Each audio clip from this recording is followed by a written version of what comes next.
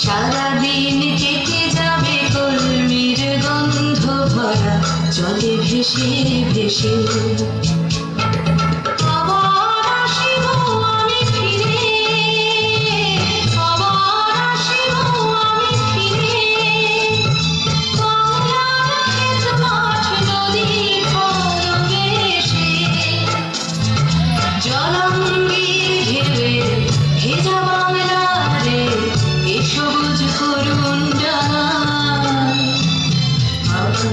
আসিব ফিরে ধানসিঁড়িটির তীরে এই বাংলায়।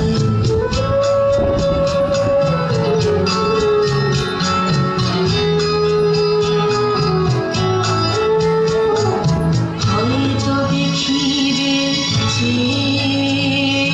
সুদর্শন উড়িতেছে সন্ধ্যার বাতাসে। হয়তো দেখিবে হয়তো শুনিবে ডাকিতেছে শিমুলের ডালে। হয়তো শুনিবে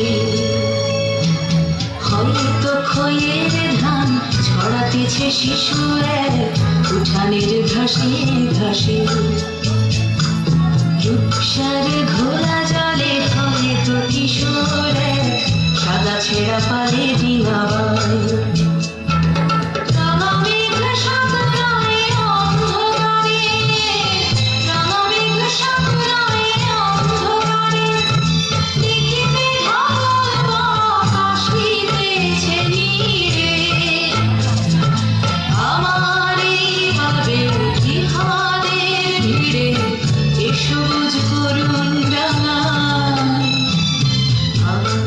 আসিব ফিরে ধানসিঁড়িটির তীরে এই বাংলায়।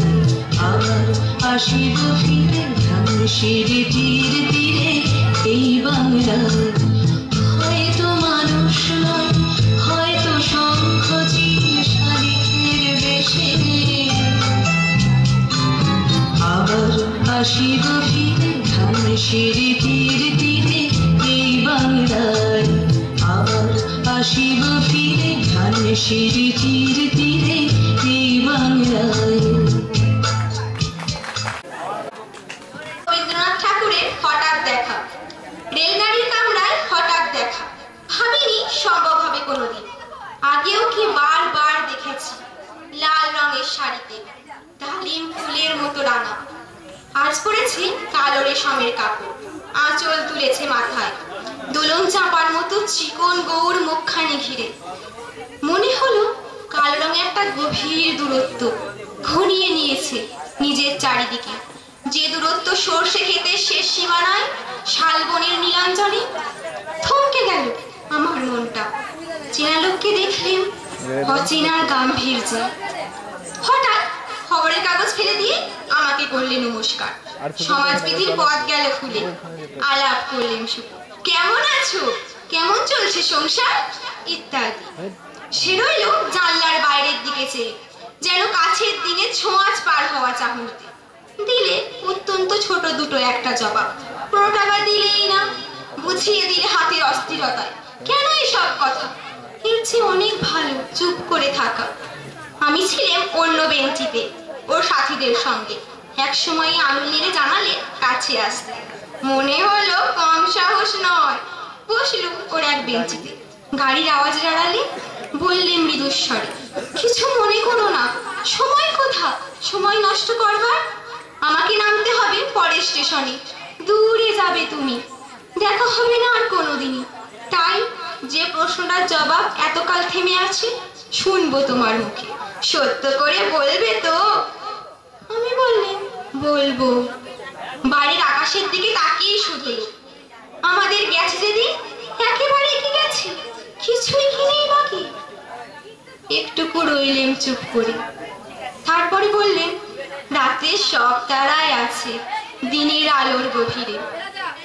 খটকা লাগে, কি জানি বানিয়ে বললেন নাকি।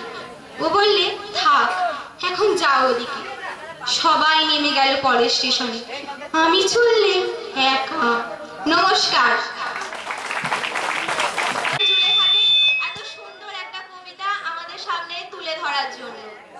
কোনো অশুচি বা অপবিত্র বস্তু আমরা স্রষ্টার চরণে যেমন নিবেদন করতে পারি না, তেমনি স্রষ্টার চরণে যদি আমাদের আত্মা নিবেদন করতে হয়, তাহলেই প্রথমেই আমাদের জীবনকে পবিত্র করে তুলতে হবে। এই মর্মবাণীকে অবলম্বন করে আমাদের পরের নিবেদন বক্তৃতা। আমরা ডেকে নিচ্ছি দ্বাদশ শ্রেণীর ছাত্র রিজওয়ান দাকে।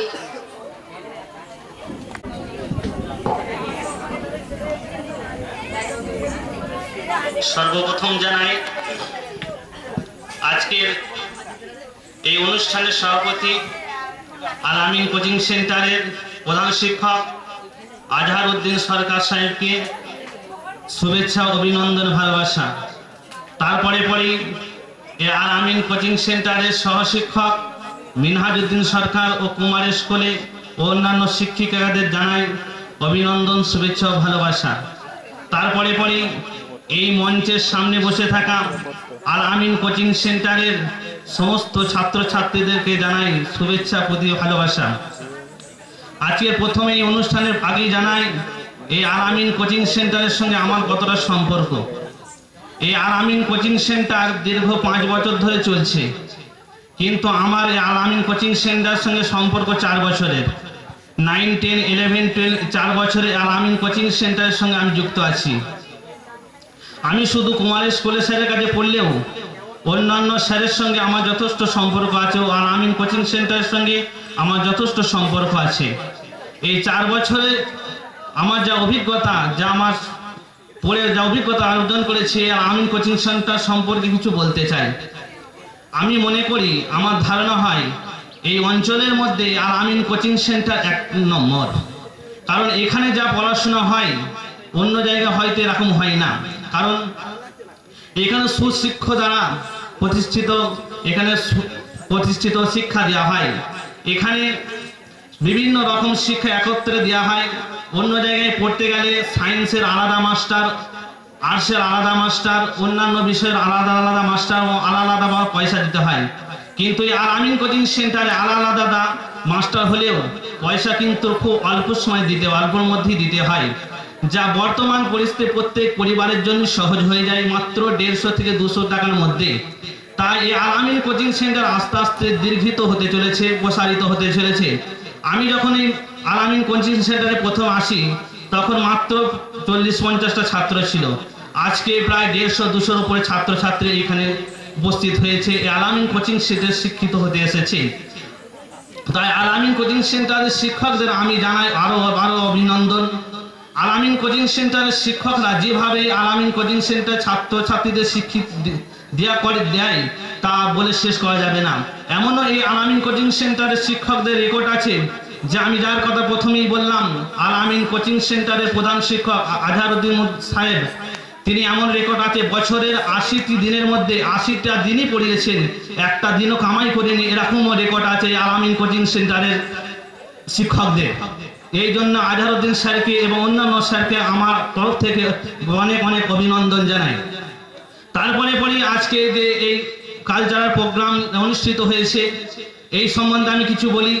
যে এই আল আমিন কোচিং সেন্টারের তরফ থেকে যে এই প্রোগ্রাম করেছে, প্রত্যেকটা ছাত্রছাত্রীরা পড়াশোনা করতে একটা একত্রিত করতে একটা একঘেয়েমি এসে যায়, কিন্তু যখন এই অনুষ্ঠান আসে তখন একঘেয়েমিটা কেটে যায়। তাই আল আমিন কোচিং সেন্টার এইসব চিন্তা করে স্যাররাও এরকম একটা প্রোগ্রাম আয়োজন করেছে। যারা এই অনুষ্ঠানে প্রোগ্রামে যারা অংশীদার হয়েছে তাদেরকে জানাই অভিনন্দন, এবং যারা অংশগ্রহণ করেনি তারা আশা করব সামনে বছরেও যেন এই অনুষ্ঠানের তারা প্রোগ্রামে হাজির হতে পারে, সেটা আমি তাদেরকে জানাবো। যারা হাজির হয়েছে, যারা পার্টিসিপেট করছে তাদেরকে বারবার অভিনন্দন জানাই জন্যই যে আজকে এই আল আমিন কোচিং সেন্টারের মাত্র ছাত্র এবং শিক্ষকদের কাছে তারা পার্টিসিপেট করেছে, তাদের মনের ভয় ভীতি সেটা কেটে যাবে। ভবিষ্যতে তারা অনেক জায়গায় গিয়ে অনেক অনুষ্ঠানে গিয়ে তারা অনুষ্ঠানে পার্টিসিপেট করতে পারবে। তাই তাদেরকে আমি বারবার অভিনন্দন জানাই। শেষবারের মতো আমি আলামিন কোচিং সেন্টারের শিক্ষক এবং ছাত্রছাত্রীদেরকে প্রীতি ভালোবাসা অভিনন্দন জানিয়ে আমার ছোট্ট ক্ষুদ্র বক্তব্য শেষ করলাম। ওনার মূল্যবান বক্তব্যের জন্য আমিও আলামিন কোচিং সেন্টারের শিক্ষকদের তরফ থেকে রিজওয়ানকে জানাই অসংখ্য ধন্যবাদ। সত্যি কথা বলতে কোচিং সেন্টারের বিভিন্ন ধরনের অনুষ্ঠান, যেমন বাৎসরিক একটা সাংস্কৃতিক অনুষ্ঠান, তারপর ছোটখাটো কোনো অনুষ্ঠান থাকে যেটা স্টুডেন্টরা করে, জাতি ধর্ম বর্ণ নির্বিশেষে সকলকে একত্রিত করার উদ্দেশ্য নিয়ে আমাদের আরো ছোট অনুষ্ঠান হয়ে থাকে। যেমন কিছুদিন আগে রাখি বন্ধন উৎসব হয়েছে, সবাই রাখি বন্ধন উৎসব পালিত করেছে। আবার আমাদেরই ছাত্রছাত্রীরা অনেক সময় টিচারদের জন্মদিন থাকলে সেটাকেও তারা সাড়ম্বরে প্রত্যেক ব্যাচ তারা পালন করে। অনেকের চোখে হয়তো এটাকে খারাপ লাগে যে পড়তে এসে কেন এসব। আমরা শুনেছি অনেকের এ সম্পর্কে অভিযোগও থাকে। তো সত্যি কথা বলতে আজকের আধুনিক শিক্ষার সরকার থেকে শুরু করে সকলেই চেষ্টা করছে শুধু শিক্ষাটাকে ওই পাঠ্য বইয়ের মধ্যে রেখে তোতা পাখির মতো মুখস্থ করা নয়। শিক্ষা মানে সার্বঙ্গিক শিক্ষা, শিক্ষা মানে সর্বাঙ্গিক ভাবে শিক্ষা। তো আমাদের ছাত্রছাত্রীদের সেই চিন্তা ভাবনা থাকে এবং আমরাও সেই চিন্তা ভাবনায় এগিয়ে যাই। যেমন আমাদের পরবর্তী যে প্রোগ্রামটি আছে আলামিন কোচিং সেন্টারের, সেটা হচ্ছে জানুয়ারি মাসে আমাদের একটা পিকনিকের ব্যবস্থা করা হয়, সেখানেও সকলে অংশগ্রহণ করে। এগুলো বিকাশের জন্য প্রয়োজন। এবারের পরিবেশনায় নৃত্য ওরে পিয়া নৃত্য উপস্থাপন করতে আসছে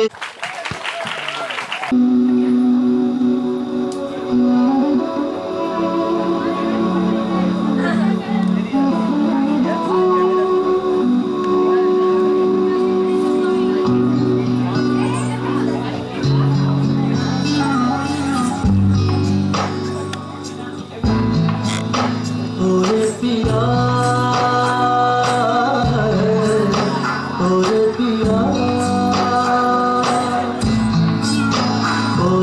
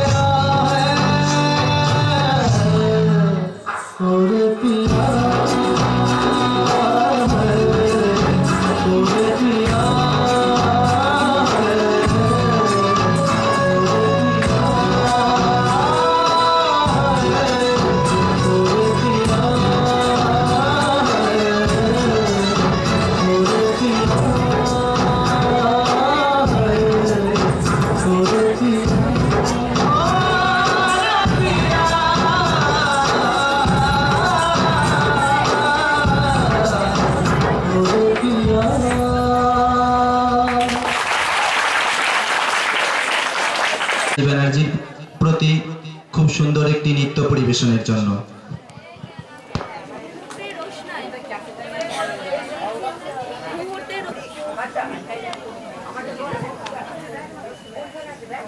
মুহূর্তের রোশনায় জীবনে উদ্বোধন করে এক নতুন উদ্যমে, নতুন ইচ্ছার। ইচ্ছে ঢানায় ভর করে ছুটে চলতে হয় দিগন্ত থেকে দিগন্তে। বলগাহীন ঘোড়ার মতো ইচ্ছে করে জীবনের স্বাদ নিতে, ইচ্ছে করে মাতৃচরণে জীবনকে উৎসর্গ করতে। মায়ের মহিমা এমনই মাতৃসুধায় থাকে সে স্বর্গীয় অনুভব, বিশ্বজনীন বার্তা। সেই মাতৃকার চরণে আমরা আরেকবার মাথা নত করি। যে মা আমাদের চূড়ান্ত শিক্ষক, তারই আদর্শ প্রেরণায় আমাদের যাত্রা হোক শুরু। এবারের পরিবেশনায় সেই মাতৃসুধার সঙ্গীত বড় আশা করে এসেছি। উপস্থাপনায় একাদশ শ্রেণীর ছাত্রবৃন্দ।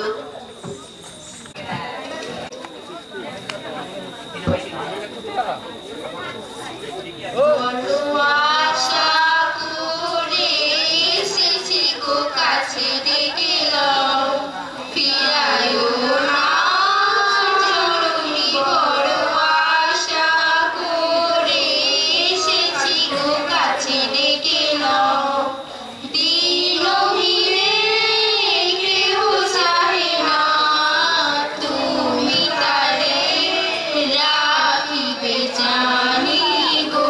বড় আশা করে এসেছি গো কাছে ডেকে নাও, আর আমি যে কিছু চাহিনে চরণ তলে বসে থাকিব, আর আমি যে কিছু চাহিনে জননী বলে শুধু রাখিব। তুমি না রাখিলে গৃহ আর পাইব কোথায়, কেঁদে কেঁদে কোথা বেড়াবো। ওই যে হেরি তমস ঘন ভরা গহন রজনী, বড় আশা করে এসেছি গো কাছে ডেকে নাও, ফিরায়ো না জননী। বড় আশা করে এসেছি গো কাছে ডেকে নাও।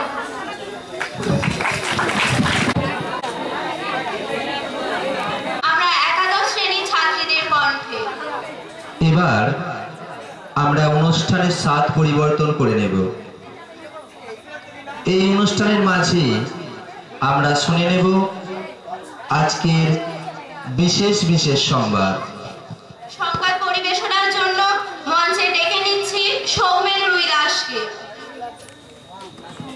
আজকে